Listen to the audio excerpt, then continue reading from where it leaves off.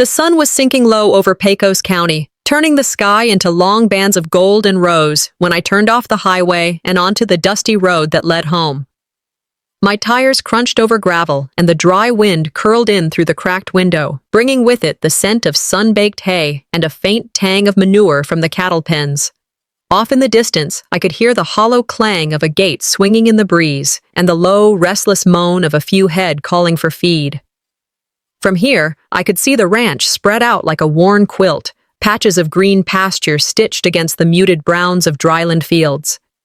The Brantley ranch had been in our family for as long as I could remember, and for most of that time, it had been my anchor. My father used to say, "Land isn't just dirt, it's the proof we were here." Those words still echoed in my mind, though lately they felt less like comfort and more like a warning. As I pulled up to the house, a detail caught my eye. The porch light was already on, though the sun hadn't fully dropped. It was a small thing, but it hit me sideways. Out here, we didn't waste electricity. You turned on the porch light for two reasons: company coming or trouble brewing. My gut told me which one it was tonight. Inside, the air was still and cool. I dropped my bag on the bench by the door and stepped into the living room. That's when I saw it. On the far wall, above the sideboard, there was an empty rectangle where a framed photograph had always hung. The wallpaper behind it was slightly darker, a ghost shadow of what used to be there. For a moment, I thought maybe it had been taken down to clean the glass or repair the frame. But when I stepped closer, my stomach tightened. That photograph wasn't just any picture. It was me, my parents, and my grandparents on branding day, all of us grinning through the dust and sweat. On the back, in my grandfather's strong, looping hand, was a note. "One day, this place will be yours to care for, all of you together." It wasn't a legal document, but it was a promise, one I'd carried in my heart for years. Now it was gone, and in its place hung a generic landscape print, mountains that looked nothing like Texas. I scanned the room, opening a drawer in the sideboard, checking the mantel, but there was no sign of the photo. I stood there, my hand on the back of the couch, letting the weight of it settle. Promises, I realized, could be erased in more ways than one. I thought back to the day the photo was taken. I was maybe 16, my jeans soaked with sweat from pushing calves into the chute, the smell of hot iron and singed hair thick in the air. Grandpa had put his hand on my shoulder and looked me square in the eye. "You're part of this, Rowena. Don't let anyone tell you different." The hollow in my chest deepened. This wasn't redecorating. This was rewriting. I turned toward the kitchen, intending to get a glass of water and maybe settle myself before asking questions. As I passed the hall to my father's study, a murmur of voices stopped me. The door was pulled to, but not shut. I recognized my mother's tone, sharp but low. "If we close before the month's over, we avoid the new tax." A deeper male voice, one that wasn't my father's, replied, "The buyer from Austin is ready. We just need the final papers." My breath caught. The floorboard under my foot gave a faint creak, and the voices went dead. There was a hurried shuffle, the snap of a phone closing, and then silence. I backed away, heart thudding, and made for the kitchen. Whatever was going on, it was big, and I was not meant to know. Dinner that night was a performance. I brought up winter maintenance, repairs to the north fence, ordering feed before prices jumped, but neither of them bit. "That'll keep," my mother said, sliding roasted potatoes onto her plate. "Did you hear about the McAllister's niece getting engaged?" My father checked his watch, then asked for the salt. Not a word about the cattle inventory I'd finished that morning, even though in the past he'd always asked for the numbers. I pushed my food around, testing the air. I could feel them thinking about me, just not in a way that included me. Eleanor Roosevelt once said, "You wouldn't worry so much about what others think of you if you realized how seldom they do." But tonight, I knew they were thinking about me plenty. They just weren't saying it out loud. After we cleared the dishes, I retreated to my room and sat on the edge of the bed, replaying the day. A few months back, my name had disappeared from the feed supplier's invoice, something I'd brushed off as a clerical error. Lately, fewer mailings came addressed to me at all. Now the missing photo, the closed-door call, and their sudden disinterest clicked together into something ugly. They were moving pieces on the board without telling me, and the ranch was the prize. I considered storming back to the study and demanding answers, but that wasn't my style. Grandpa used to say, "A rattlesnake doesn't always strike when you first see it." I decided to watch, wait, and collect. That night, the house was quiet, the kind of quiet that settles deep into the wood. I padded down the hallway, stopping by the bare space on the wall. I touched the nail still lodged in the plaster and whispered, "You promised." From the end of the hall, a thin slice of light glowed under my father's study door. Voices, low, urgent, spilled into the hallway. I stepped closer, my hand hovering over the cool brass of the doorknob. If I turned it now, everything might change. The next morning, I woke before the alarm. The sky outside my window was just beginning to pale, a dull gray stretching over the pasture, the air carrying that sharp, dry bite that meant the day would be warm, but the ground would still hold the chill. I pulled on my boots and a faded work shirt, knowing the routine of feeding the livestock would clear my head. The yard was quiet, except for the creak of the windmill and the soft shifting of the cattle in the corral. As I stepped off the porch, I caught sight of Thayer crossing the yard. Usually we'd exchange a quick morning or share a joke about the weather, but today he kept his eyes fixed straight ahead, a stack of paperwork tucked under his arm. "Heading out early?" I asked, keeping my tone light. "Busy," he said without looking up, adjusting the papers like they were too precious to risk the wind. I slowed my pace, watching him cut across toward the barn. Something about the way he moved, shoulders tight, steps clipped, made it clear this wasn't just distraction, it was avoidance. My mother always said you can tell more from what someone won't look at than from what they will. This morning, Thayer wouldn't meet my eyes. I finished tossing hay into the troughs, my mind turning over the way his voice had flattened. When someone stops meeting your eyes, it's because they're looking at something they don't want you to see. I decided to bridge the gap. Following him into the barn, I found him at the far end near the tack room, sorting through a pile of feed order slips. "We're going to need to put in the winter supply order soon," I said casually. "Might be worth locking in prices before the snowbirds start shipping hay down from up north." He didn't even glance at me. "Dad's got it covered," he muttered, reaching for a set of keys. "I can help." "Too busy," he cut in. And before I could answer, he stepped into the tack room and turned the key in the lock behind him. That door hadn't been locked in years. Every morning it stood open so whoever was feeding could grab what they needed. I stood there a moment, staring at the closed door, then stepped back. Pushing now would only make him retreat further. Family distance doesn't happen in a single blow. It happens in a series of small, deliberate withdrawals. I'd just witnessed one. By mid-morning, the walls of the house felt too tight. I decided to run errands in town, hoping the air of Main Street might carry a hint of whatever was brewing. Driving into Pecos, I passed the same weathered storefronts I'd known my whole life, the hardware store with its sun-bleached sign, the diner with the hand-painted coffee cup in the window, the feed store with the faded mural of a bull on the side. The smell of coffee drifted out as I slowed by the diner, and for a second, I thought about stopping there first, but habit took me to the feed store. Inside, the usual rhythm was off. A few customers glanced my way and quickly busied themselves with bags of seed or the latest sale board. It was the kind of subtle shift you only notice when you've lived somewhere long enough to recognize when you're the subject of the unspoken. "Rowena," a warm voice called from behind me. I turned to find Sibella Marchant, her hands wrapped around a paper bag of feed supplements. Her smile was genuine, but there was hesitation in her eyes. We exchanged small talk as we walked toward the counter, her tone friendly, but carrying that edge people get when they're holding something back. I didn't press, not yet. We ended up at the diner a few minutes later, Sibella insisting on buying me a coffee. The place smelled like bacon and maple syrup, and the low murmur of conversation hummed around us. She slid into the booth across from me, waited until the waitress topped off our mugs, and then leaned in. "I thought you'd already know," she said quietly. "Everyone's been talking about the ranch sale." I kept my face neutral. "Since when?" "A few weeks, at least. Word is, the buyer's from Austin. Big plans for the land. Something about a lodge, maybe a development. Folks have been speculating. The words settled like a stone in my chest. So the whole town had been trading pieces of my family's business over coffee and pie while I sat at my own table in the dark. I smiled faintly, stirring cream into my coffee. Interesting. Sibella studied me, as if gauging how much I'd known.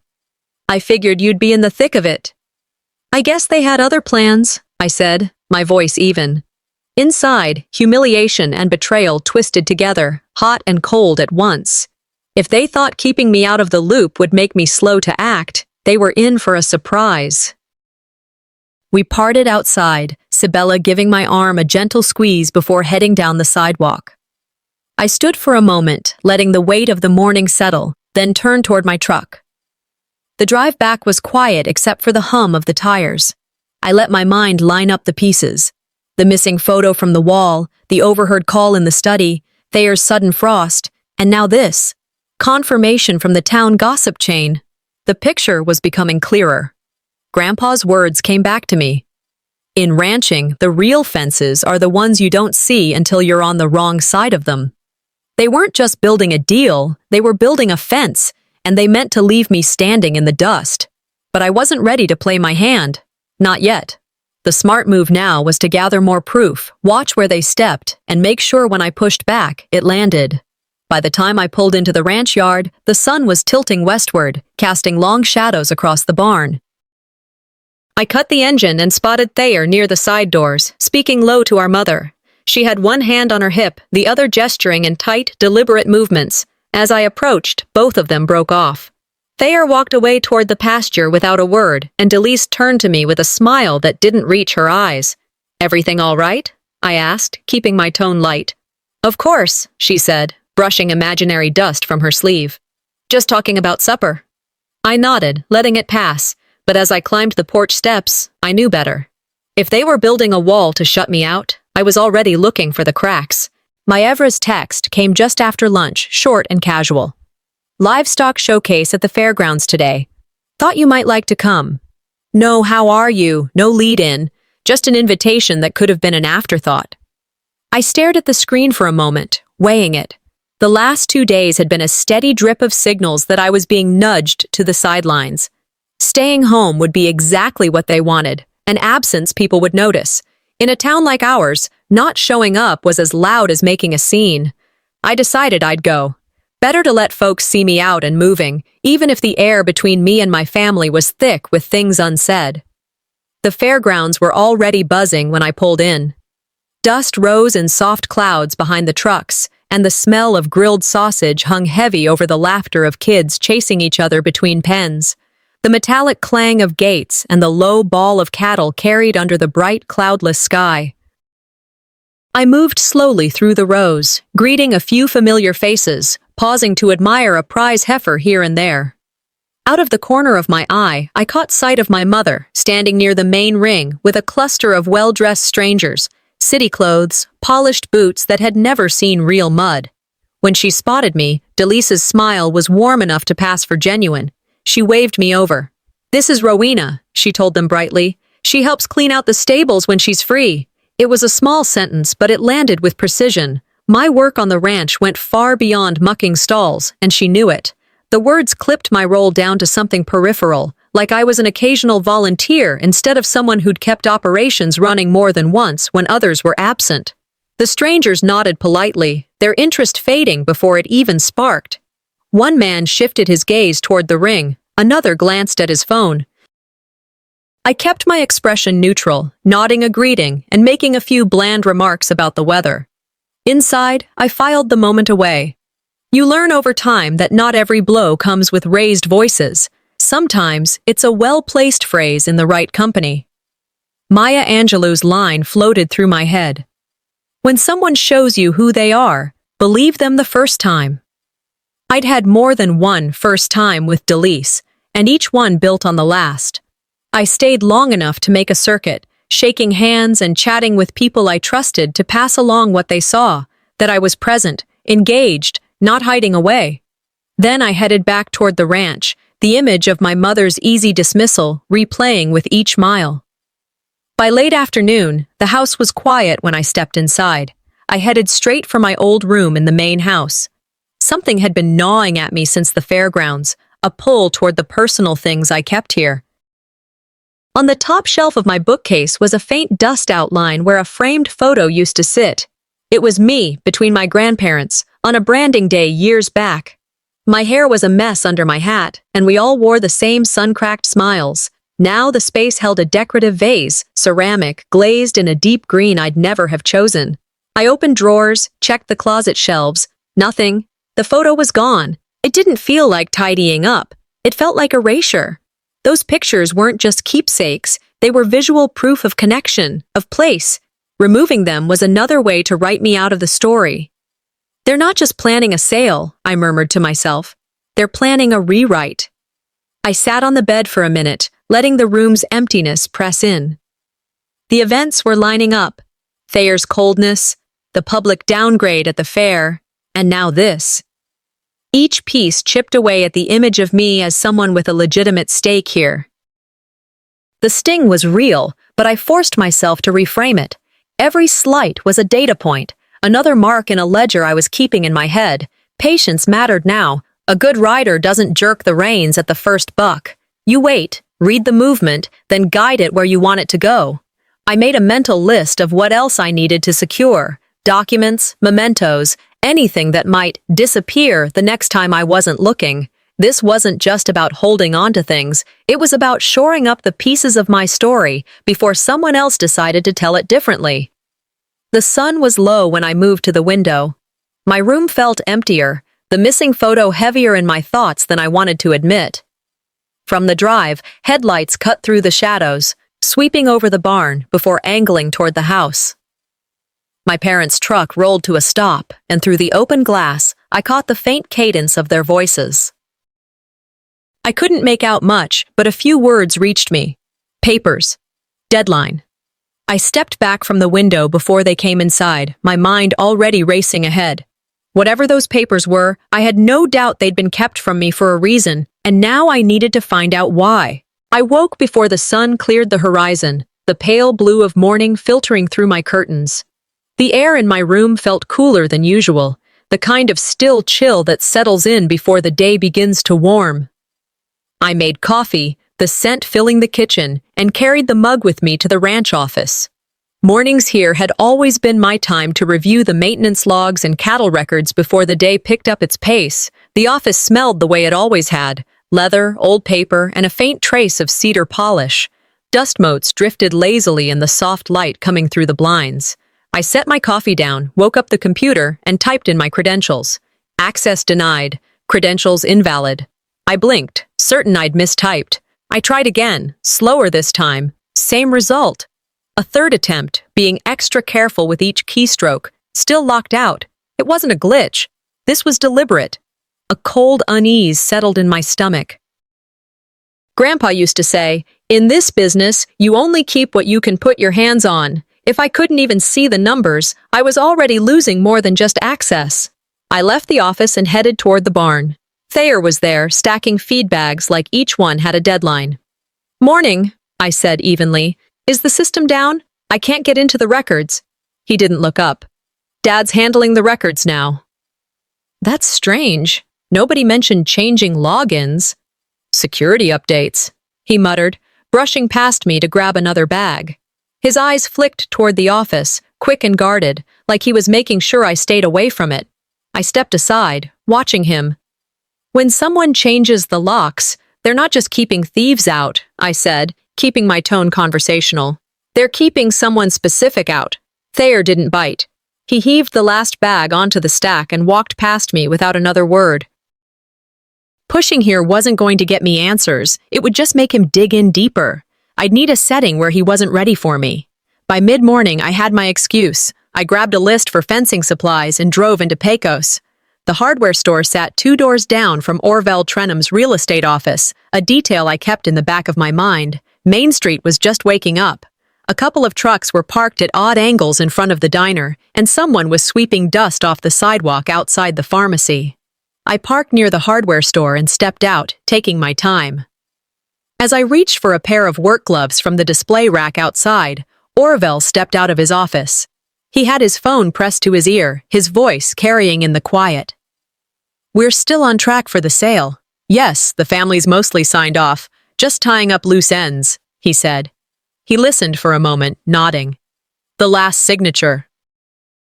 "Oh, that's just a formality." I kept my gaze on the gloves, but every word landed sharp. Last signature. They couldn't mean anyone but me.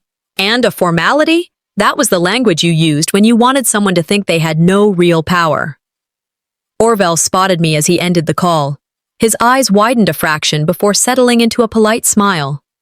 "Rowena, didn't expect to see you this morning." I smiled back.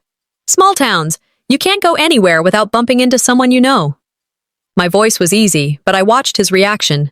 He chuckled, but it was thin, and he was already edging back toward his door. "Busy day," he said. "I'd better get to it." "Of course," I replied, letting him go. I didn't need him to say more. I'd heard enough. I walked back to my truck with confirmation heavy in my chest. I was the last signature, and they were trying to make me irrelevant.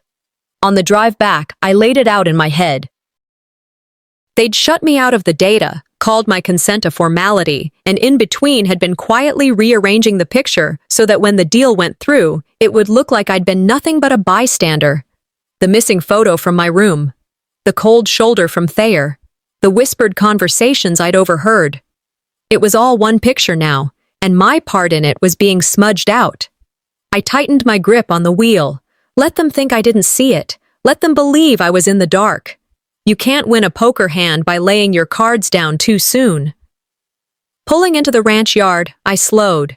Near the gate, Thayer was talking to someone in a dark SUV. I couldn't see the driver's face, but the posture, casual, like this was a conversation they'd had before, told me this wasn't chance. When the SUV noticed my truck, it eased away, kicking up dust as it rolled back toward the road. Thayer gave me a short wave, the kind you give a passing acquaintance, and walked toward the barn without a word. Whatever they were keeping from me, I was now certain it was worth more than just money. The call came just before lunch. My mother's voice on the line was sugar-sweet but clipped, the way she spoke when she wanted to sound casual but was really laying out an order. "We're having a family discussion this afternoon about winter upkeep and ranch maintenance," she said. "It's important you be there, Rowena." A discussion in the middle of the day? That was unusual. And the location, Pecos Community Hall, was even more so. We'd never needed to leave the ranch to talk about hay orders or fence repairs. I arrived early enough to take in the space before anyone else could crowd me out. The hall's high ceilings made every footstep echo. The smell of polished wood and lemon cleaner hung in the air. Folding chairs were arranged in a deliberate circle. But at the far end, a long table had been set with stacks of papers, pens lined up like soldiers. People filtered in, not just my family. A few townsfolk I recognized from the feed store, and a handful of unfamiliar faces in tailored suits.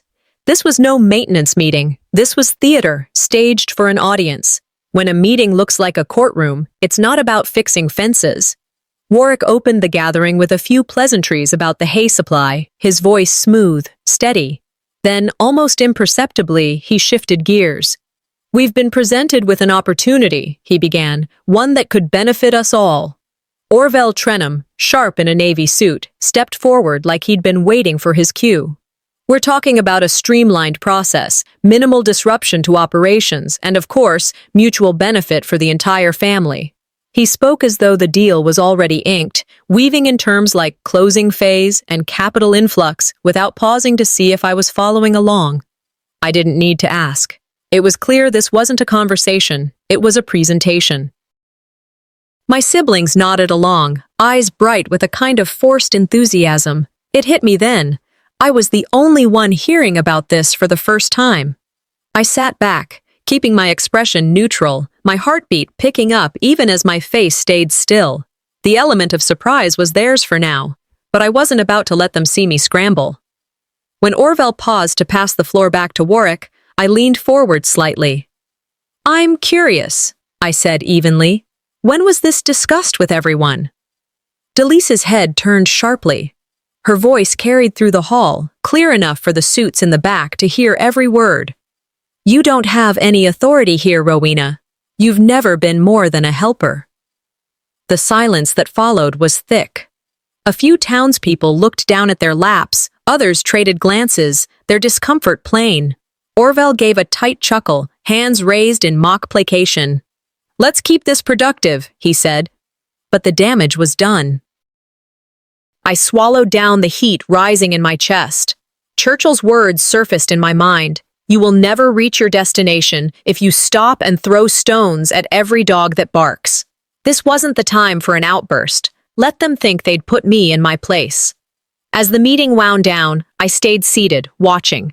My family moved to the table to sign what looked like preliminary agreements. My name wasn't on any of the documents. The pens clicked and scratched while I sat silent, cataloging every detail, the timing, the witnesses, the deliberate exclusion. Orville packed his briefcase with brisk efficiency, avoiding my eyes. Thayer lingered near the back, chatting with one of the suited men in low tones. Maevra was all smiles, shaking hands like this was a victory party.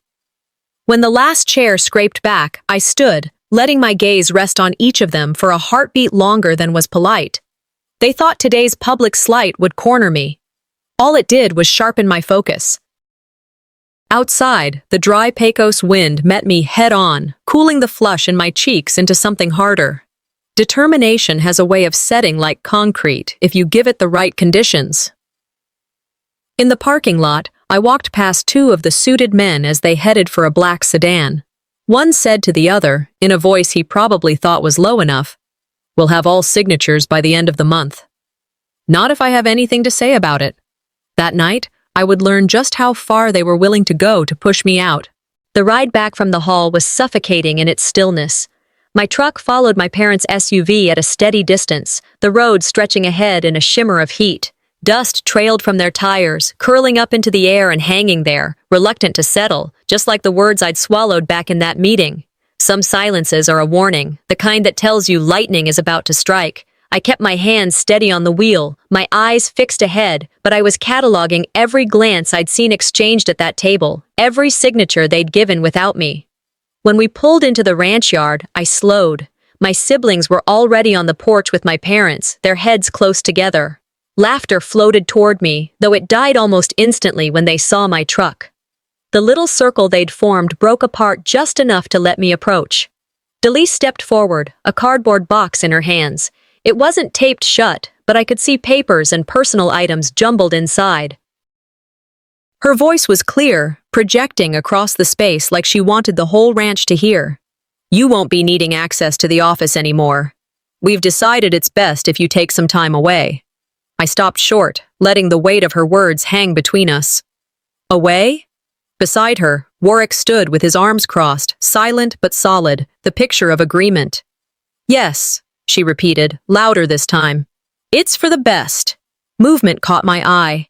Two ranch hands paused near the equipment shed, pretending to busy themselves with a chain but watching us closely. A neighbor, leaning against his truck by the road, had his phone out, angled just enough that I knew he was filming under the guise of checking messages.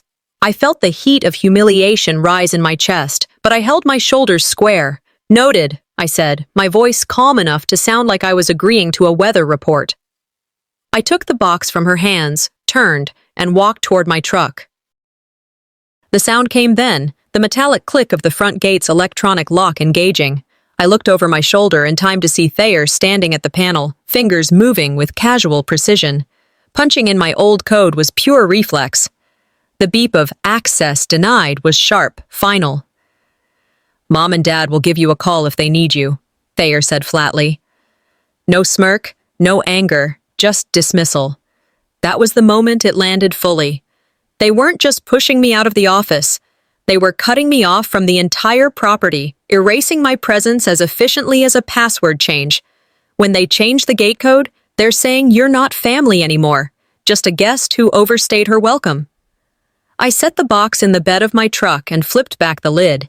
Inside was a branded leather notebook I'd used for years, the one with feed orders and pasture notes written in my own shorthand.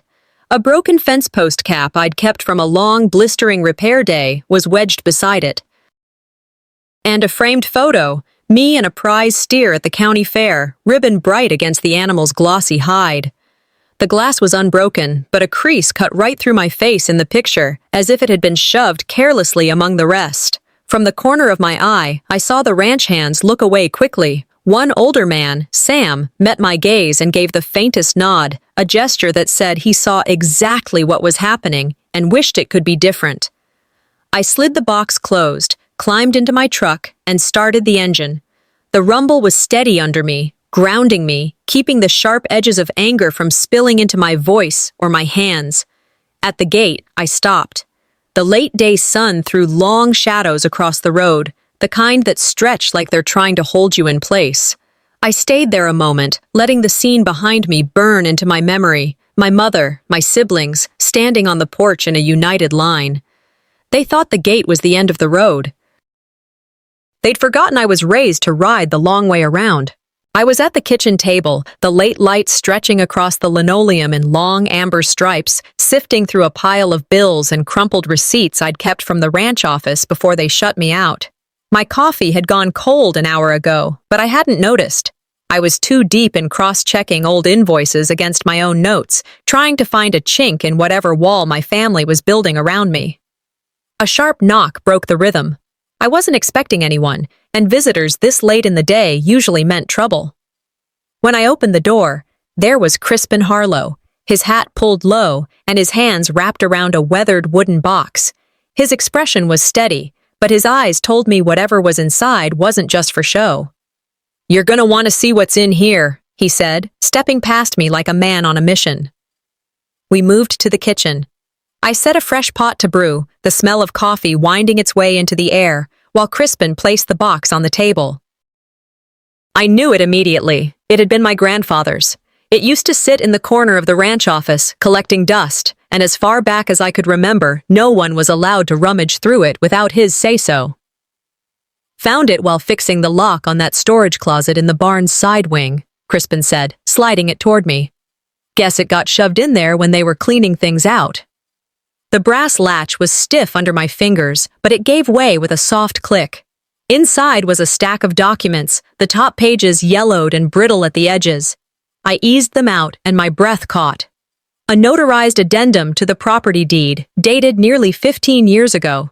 It was signed by both my grandparents and stamped by the county clerk. I read it twice, slow to make sure I wasn't imagining it. A portion of the ranch land, including the main water well and the acres adjoining it, was legally titled in my name alone, transferred years before I'd even realized what it meant. Crispin leaned in, tapping the map sketched in the margins. "That's the same section they're pushing hardest in the sale proposal. Without you, they can't touch it." Relief and alarm tangled in my chest. This was leverage, yes, but it also painted a target squarely on me. In this fight, I thought, truth is my only real weapon, and I just found a loaded one. Crispin wasn't done. He reached into his jacket and pulled out a manila envelope, sliding it across the table. "Found this too, sitting out on Orville's desk like it was waiting for signatures." Inside was a photocopy of the preliminary sale contract. My eyes went straight to the last page. Every family member's name was there, inked in their familiar handwriting. Except mine. I flipped back to the land description and felt my jaw tighten. My acreage, the well, the pasture, the barn I'd helped restore, was listed right there, folded into the sale as if it were theirs to give away. "They can't close without me," I said. "Exactly," Crispin nodded. "But they're going to make you believe you don't have a choice." I sat back, letting the weight of it settle. If they thought I'd roll over, they'd forgotten who raised me. We talked strategy. The original deed addendum was too valuable to leave lying around, so we agreed it should go straight into a safety deposit box at the bank first thing in the morning. I considered calling a lawyer, but until I knew more about the buyer's real motives, I wanted to keep my moves close. "They find out you know, they'll push harder," Crispin warned. "Might not be so polite about it either." "I won't be impulsive," I promised, though in my mind the counter-moves were already lining up. When Crispin left, the house fell into a stillness, broken only by the steady ticking of the wall clock. The wooden box sat on the table, its surface worn smooth from years of my grandfather's hands. I traced the grain with my fingertips, thinking about his quiet strength, the way he played the long game with people who underestimated him. The phone buzzed against the counter, jolting me. An unknown number flashed on the screen. I stared at it, my thumb hovering over the answer button. If I picked up, I knew the game was about to change, and maybe not in my favor. Maevra's text arrived just after lunch, clipped and cheerful in that way she used when she was trying too hard.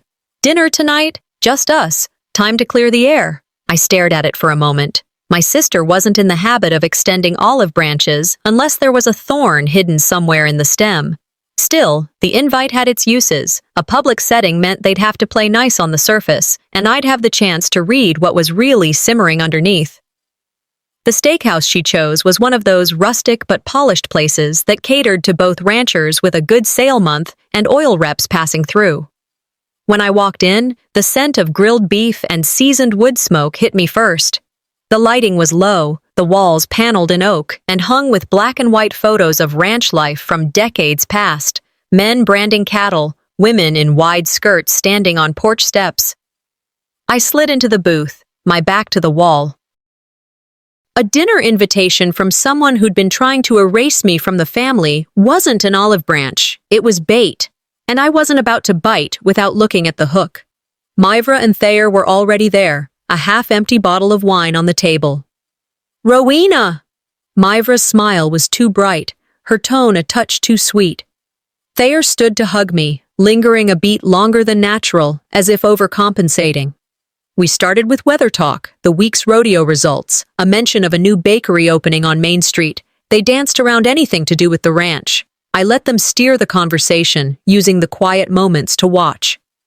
Maevra's smile never reached her eyes, and she smoothed her napkin flat every few minutes like it might get wrinkled if she forgot. Thayer kept glancing at his phone, not in the restless way of someone waiting for a message, but as if checking a clock only he could see. "You seem busy," I said to him lightly. "Just keeping up with things," he replied, sliding the phone back into his pocket without meeting my gaze. I nodded, filing it away. The more they tried to look relaxed, the more obvious it became that they were building towards something. It came halfway through the main course. Thayer reached under the table and set a slim folder beside his plate. "We just need you to sign this so we can move forward," he said, as casually as if asking me to pass the salt. Maevra leaned in, her manicured fingers sliding the folder toward me. "It's just a confirmation of the family agreement," she said. I opened it slowly. The document inside was a legal waiver. Clear, stark language relinquishing my claim to the acreage in my name, the same acreage that held the well, the barn, the pasture my grandfather had left to me. I closed it and pushed it back across the table. "I don't sign anything without my lawyer's review." Maevra's smile stiffened. "Rowena, the buyer is getting impatient. We can't afford to hold this up over a technicality." "If they're impatient," I said evenly, "that's their problem, not mine." A quick glance passed between the two of them. It was the kind of look people share when they've already discussed Plan B. I remembered a snatch of conversation from the hall weeks ago, Maevra's voice saying, "We'll handle it ourselves." I had thought it was arrogance. Now I wondered if it meant forgery. I took my phone out and, in plain view, snapped a photo of the waiver. "For my personal records," I said, letting the click of the camera be as deliberate as my tone. Thayer shifted in his seat, his jaw tight. "It's just paperwork," Maevra said quickly, too quickly. "Then you won't mind me keeping a copy," I replied. Inside, I was already making a note. If they tried to fake my consent, I'd have proof they'd pushed for it. I finished my drink, laid my napkin on the table, and stood. "Thanks for dinner," I said, looking at each of them in turn. "We should do this again, after the lawyers have had a look." Outside, the night air was cooler than I expected. As I walked toward my truck, Orville Trenham was coming in, his expression flickering from surprise to a tight smile when he saw me. "Evening, Rowena," he said. "Orville." I kept moving, knowing he wasn't here for the ribeye. By the time I reached the door of my truck, I was certain the conversation inside had already turned to how to deal with my refusal. I drove off with a single, clear next step in mind. The deed addendum needed to be in a safer place, and it needed to be there before sunrise. Halfway home, my phone buzzed. An unknown number. I thumbed it open to read. "We can make this easy, or we can make it hard. Your choice." I saved the number, took a screenshot, and slid the phone face down on the seat. "So it's going to be the hard way," I said to the empty cab. By the time I woke up the next morning, the clock on their deal would already be ticking. The knocking came before sunrise, sharp, urgent, and without pause. I was halfway to the door before I realized I'd grabbed the heavy flashlight from the counter, more out of instinct than anything else. When I opened it, Crispin stood on my porch, breath misting in the cool morning air. In one hand, he held a thick manila envelope. In the other, the brim of his hat like he'd been turning it over while deciding whether to knock at all. "You're gonna want coffee for this," he said without preamble. "We've got a problem, and you've got about a day and a half to solve it." That got my attention. In the kitchen, I set the coffee to brew, the smell pushing back some of the edge in the air, while the early light cut thin stripes through the blinds. Crispin stayed standing until I motioned him into a chair. His jaw was set in a way I didn't see often. This wasn't routine ranch trouble. He pushed the envelope across the table. "Found out a few things last night you need to see." Inside were printed emails, phone memos, and a folded note in Orville's handwriting. "I heard him on the phone with someone from the buyer's side," Crispin said. "Complaining about the last holdout, that'd be you, and how they're running out of time. Then I saw Mavra leaving the ranch office after dark, arms full of papers." I flipped through the pages. Half were about accelerated closing procedures, the rest about anticipated signature acquisition. "They've set a hard deadline," Crispin continued. "If they can't get you to sign in 36 hours, the deal stalls. And Rowena, they're gonna throw everything at you between now and then." I closed the envelope and leaned back, feeling the weight of it in more than just my hands. 36 hours wasn't a deadline, it was a weapon. But in the right hands, so was a clock. "Then we don't waste time," I said. By mid-morning, the second blow landed. A courier pulled up in a dust-covered sedan, carrying a large cream-colored envelope stamped time-sensitive. Inside was a formal letter from Orville's office. The language was polished, but the message was a blunt push. The sale was contingent upon final signature, and the delay was detrimental to the collective financial interests of the family.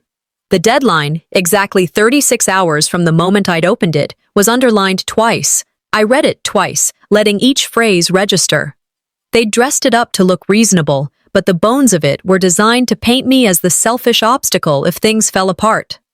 If they've given me a clock, I thought, they've also given me a weapon. Deadlines cut both ways. Crispin met me at the roadside diner after lunch. The place was half empty, the hum of the old refrigerator filling the quiet. We slid into a booth in the back, away from curious ears.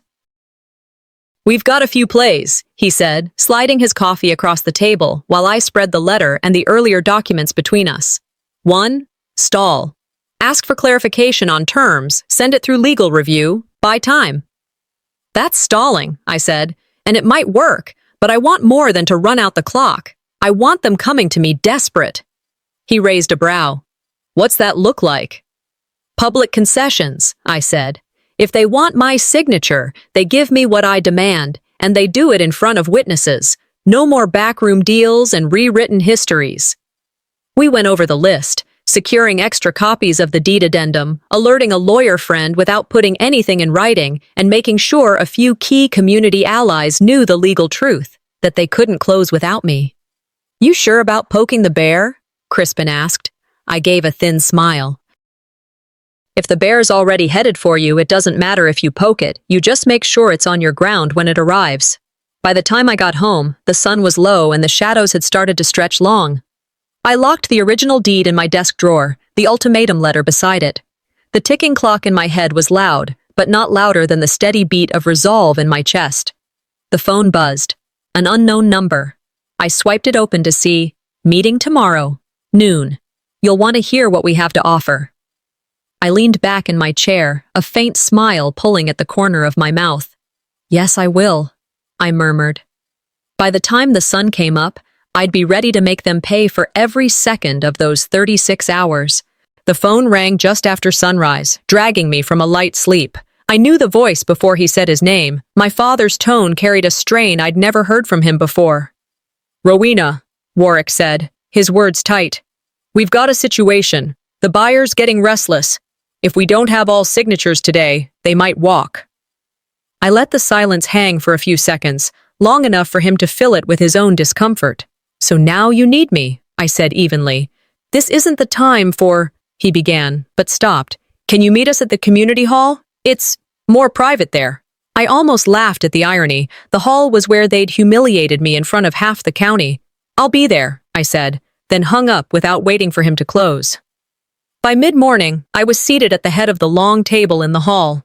I'd arrived early on purpose, the deed addendum showing my sole ownership laid out in plain view, the metal pen beside it. I wanted the first thing they saw to be a reminder of what they couldn't sell without me. The door opened, and the whole troupe walked in together. Warwick, Delise, Thayer, Maevra, and Orvel. They carried the air of people who'd been arguing all morning. I smiled pleasantly. Have a seat. We have things to discuss. They hesitated, unsure if they should speak first, but I cut straight through the quiet. I know my signature is required for this sale to close. I'm willing to give it, on my terms. Maevra folded her arms. Terms? Yes, 3 of them. First, a public apology for my exclusion and for what was said at the last meeting. My gaze flicked to Delise, whose lips pressed into a thin line. Second, a guaranteed percentage of the sale proceeds wired to my account before I sign anything. Third, written assurance that my name remains attached to the retained acreage in every official record. Orvel shifted forward in his chair. That might not be possible on such short notice. We're on a deadline. I held up a hand. No apology, no signature, no payment, no signature, no written record, no signature.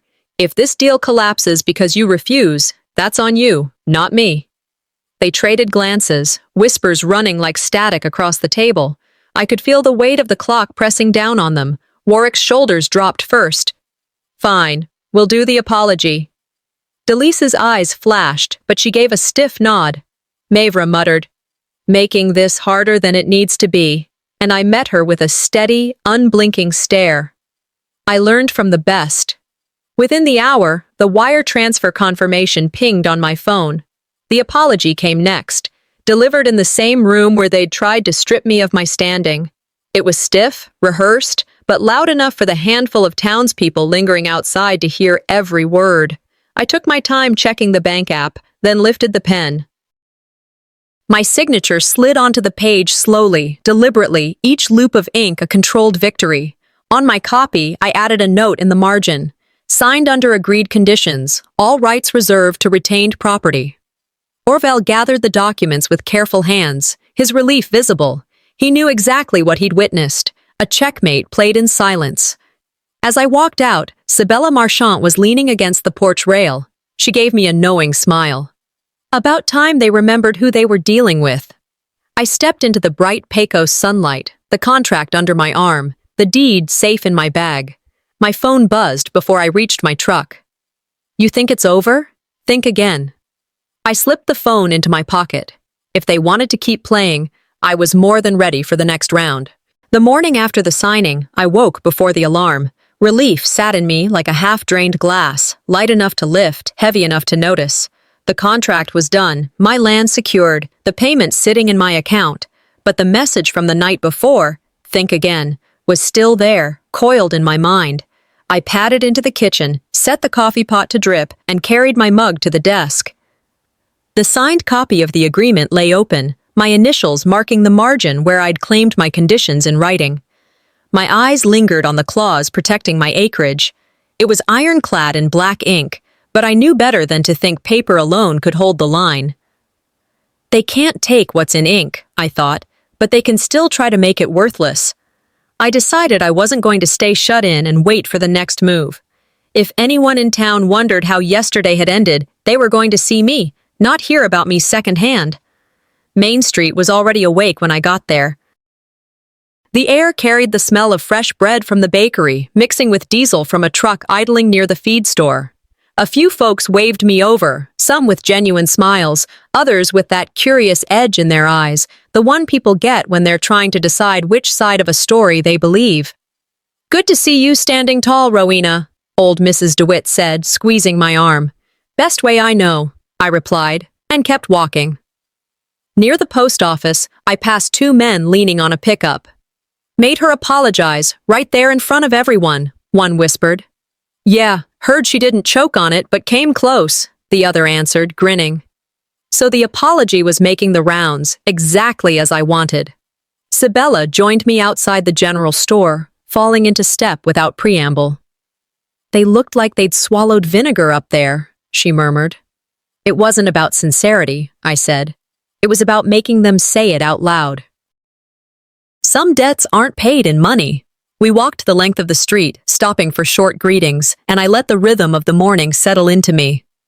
Back home, I sat at the dining table, my laptop open. The payment transfer confirmation still gleamed on the bank's site.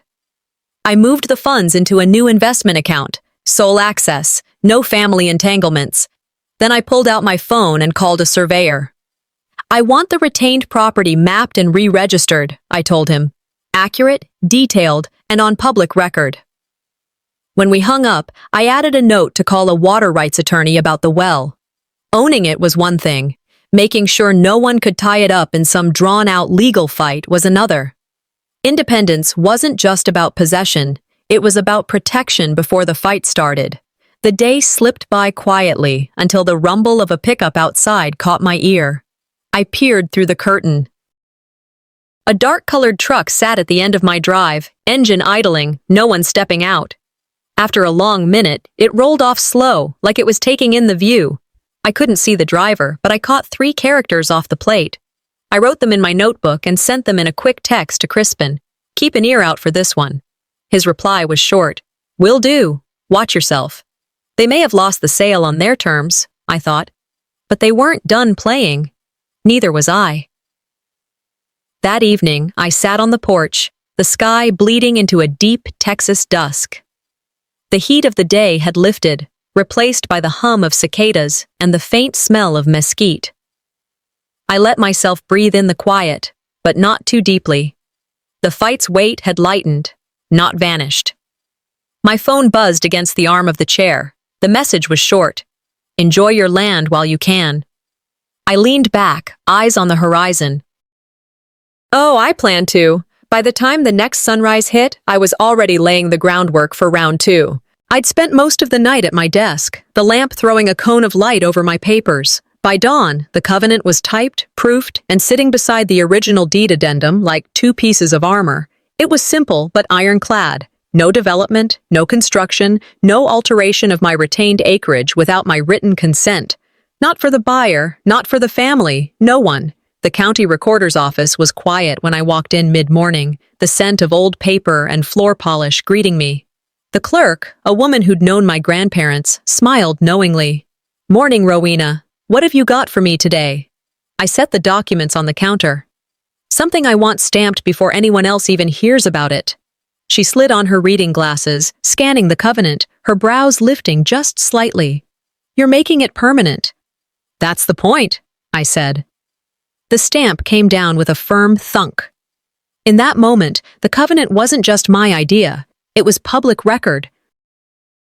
The ink was barely dry, and already I could feel the balance shift.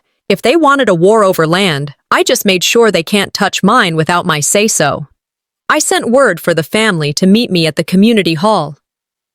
A courtesy update before you embarrass yourselves, I wrote in the message.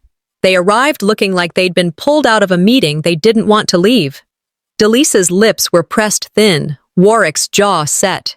Thayer and Maevra trailed behind, their expressions a mixture of suspicion and irritation.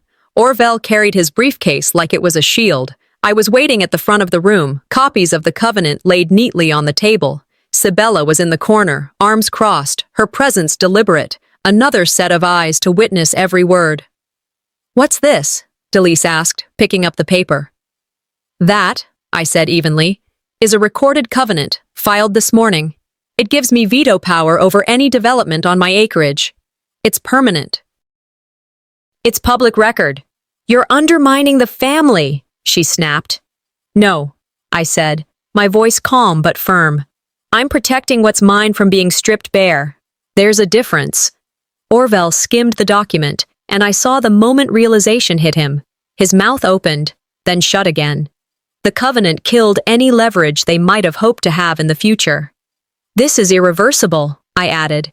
Even if I wanted to change it, which I don't, it would take a court fight, and we both know how that would look in the paper. Sibella let out a low chuckle from the sidelines. Looks like she's thought this through. I stepped closer to the table, meeting each of their eyes in turn. This, I said, tapping the covenant, is the consequence of underestimating me. Every time you tried to push me out, the missing photo, the locked accounts, the public humiliation, you made me stronger. Now, every person in this county will know I'm not someone you can write out of the story. Warwick tried a softer tone. We can work something out. I shook my head. We're not negotiating. You burned that bridge, and I built a gate on my side. The silence that followed was thick and telling. They all knew there was nothing they could do. I left them there and stepped into the bright Texas sun. The air was warm, the sky a sharp, endless blue. The fight's weight was still on my shoulders, but lighter now, less like a burden, more like armor. I drove straight to my acreage. The grass swayed in the breeze, the well pump standing solid against the horizon. I walked the perimeter slowly, my boots crunching over familiar dirt. This wasn't just land. It was proof. Proof that I'd refused to be erased. Proof that I'd fought for something that mattered and won. Sometimes winning isn't getting everything, I thought. It's keeping what matters and making sure they know they can't take it. Weeks later, the buyer's development broke ground on the sold portion. Heavy machinery crawled over the fields, but they had to work around my land, the covenant forcing them to build in awkward shapes. People in town started calling my property the holdout's haven. I never corrected them. One afternoon, I found a plain envelope in my mailbox. No return address, just a single sheet of paper inside. You won. Don't waste it. I slipped the note into my deed folder, the one that held the covenant, and set it back in the safe. Then I grabbed my gloves and headed out to mend a section of fence. My land, my rules, my future. They'd tried to write me out. Instead, I wrote the last word.